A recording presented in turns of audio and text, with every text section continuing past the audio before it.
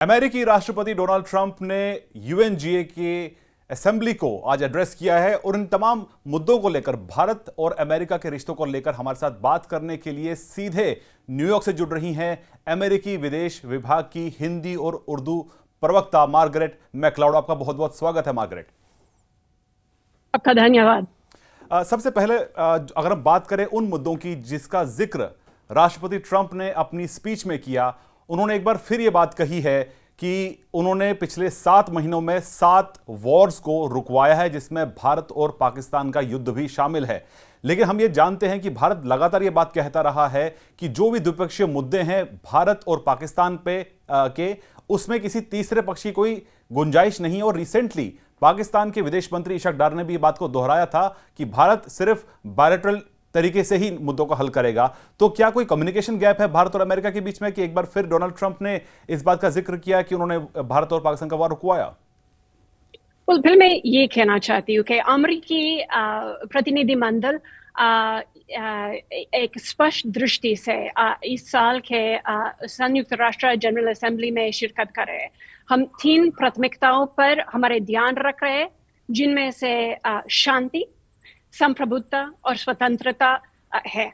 और हम समझते हैं कि ये ना सिर्फ संयुक्त राष्ट्र के चार्टर के बुनियादी उसूल है या का आधार है, लेकिन एक समृद्ध, स्थिर और सुरक्षित दुनिया का आधार है।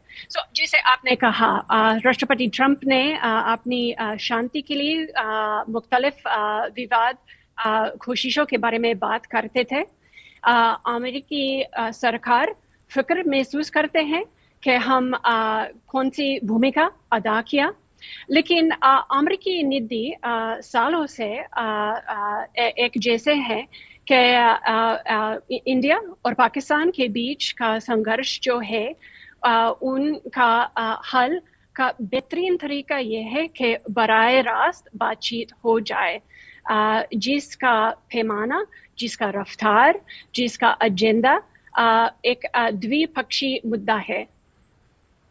तो जो उन्होंने एक बार फिर ये बात कही है कि वॉर को अमेरिका ने रुकवाया, ये बात क्योंकि भारत मानने को तैयार नहीं है।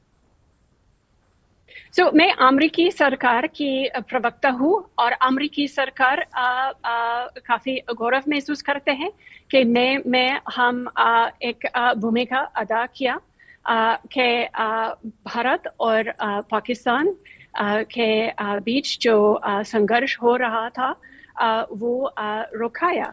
और हमारी आशा है कि इन दोनों देशों के बीच में शांति रहे, और हमारी उम्मीद है कि एक दूसरे से बराह रास्त बात करें।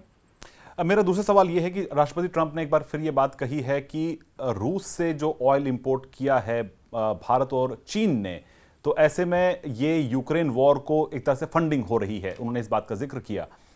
लेकिन जब हमने सैंक्शंस की बात की तो हमने देखा है कि भारत पर 50% माफ कीजिए, टैरिफ की उन्होंने बात की। 50% टैरिफ अमेरिका ने लगाया है भारत पर, लेकिन चीन के साथ इतनी नरम रुख क्यों रहा है अमेरिका का? उस पर टैरिफ क्यों नहीं लगाया गया? देखिए, अमेरिका ये वसाइल खत्म करना चाहते हैं रूस तक, ताकि वो यूक्रेन पर हमला जो कर रहे हैं उनके लिए वसाइल खत्म हो जाए।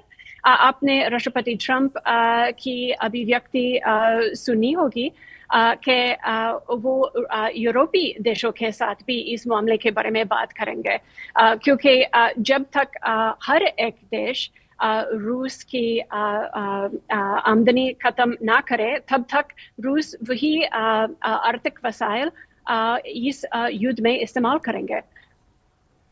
मार्गरेट, इस वक्त सबसे बड़ा मुद्दा जो इस वक्त भारत में चल रहा है वो है H1B वीजा पर जो एक नई फीस लगाई जा रही है, जो नई एप्लीकेशंस होंगी।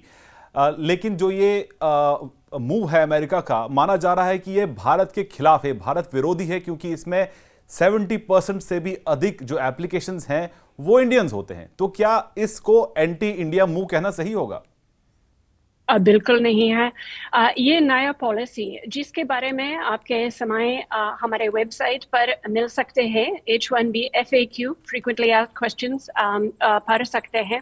ये इस प्रोग्राम का गैर इस्तेमाल खत्म करने के लिए हुआ है। एक नया फी है $1 लाख से हर एक नया एप्लीकेशन के लिए है, ताकि अमेरिकी कंपनी ये पॉलिसी का गलत इस्तेमाल ना करे।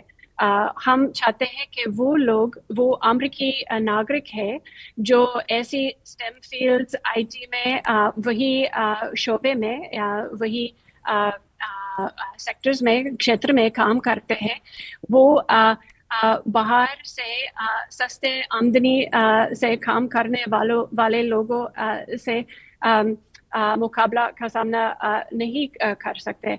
ये वही फॉरेन वर्कर्स का प्रोटेक्शन भी होते हैं, ताकि वो बहुत कम आमदनी से अमेरिका में नहीं बुलाए। लेकिन क्या इसका इम्पैक्ट आप मान रही हैं कि इंडियन जो टैलेंट है, जो हाईली स्किल्ड प्रोफेशनल्स यहाँ से यूएस जाते हैं और वहाँ की बड़ी बड़ी कंपनीज जो जायंट्स हैं, खासतौर से सिलिकॉन वैली में, वहाँ पर वो काम करते हैं, तो वो एक इम्पैक्ट होगा? क्योंकि जो सिलिकॉन वैली में जायंट्स भी हैं, वो भी एक लॉन्ग टर्म प्लानिंग करते हैं हायरिंग को लेकर, तो उसकी प्लानिंग में भी असर पड़ेगा, क्योंकि उनको पहले हर एप्लीकेशन पर उनका ये पेमेंट देनी पड़ेगी। हमारी उम्मीद है कि उनके लॉन्ग टर्म प्लानिंग में वो अमेरिकी नागरिकों की तालीम या प्रशिक्षण में निवेश कर देंगे।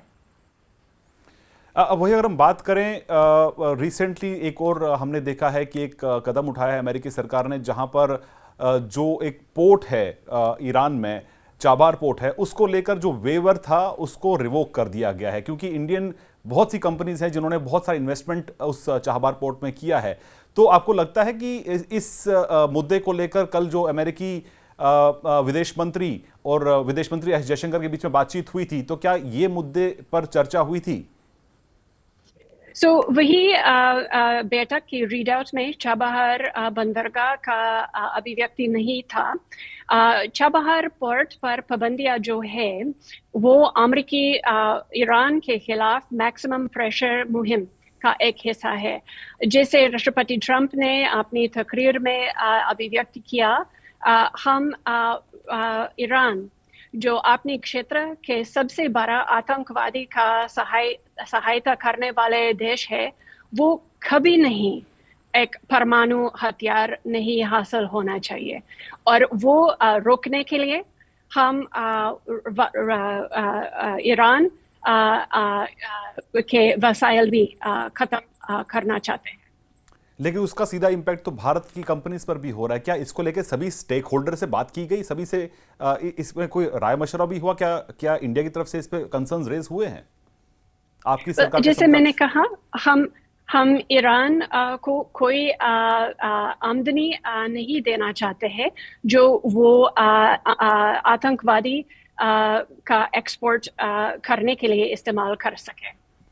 देखिए, वही अगर हम बात करें, कल जो स्टेटमेंट इशू हुआ है अमेरिकन साइड से मार्को रूबियो और विदेश मंत्री जयशंकर के मुलाकात के बाद में, उसमें क्वाड का भी जिक्र था।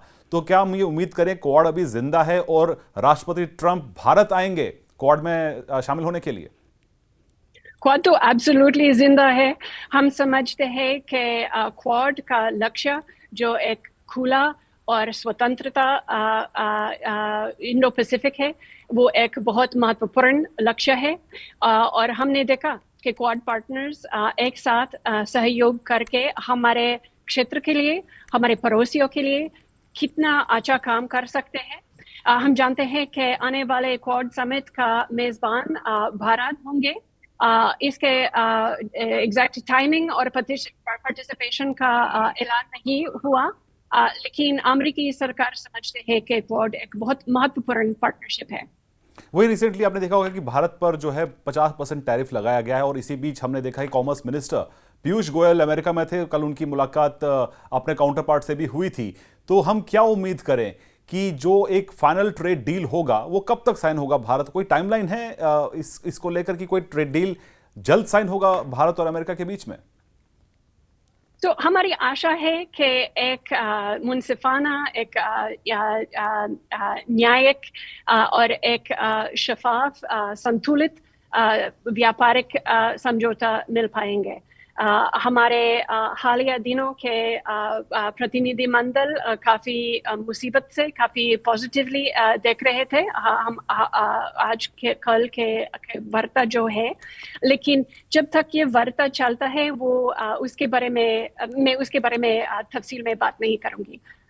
एक आखिरी सवाल, G7 कंट्रीज में से 4 ऐसे देश हैं जिन्होंने पैलेस्टीन स्टेट को रिकॉग्नाइज किया है रिसेंटली, और कल ही फ्रांस ने भी किया था।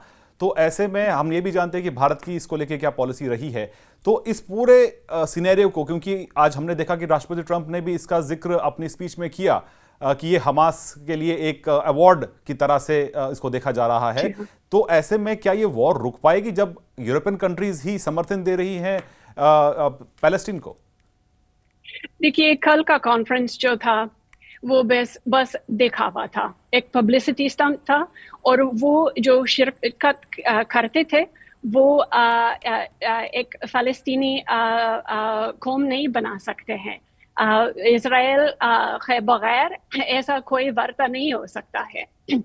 और हम जैसे राष्ट्रपति ट्रंप ने कहा, यही जंग, यही युद्ध उसी दिन पर खत्म हो सकता है जब हमास हर एक बंधकों को रिहा कर दे, अपने हथियार डाले, और जब तक हमास मौजूद है तब तक क्षेत्र में शांति नहीं हो पाते। मार्गरेट, आपने हमारे लिए टाइम निकाला, इसके लिए आपका बहुत बहुत शुक्रिया। Thank you for talking to us.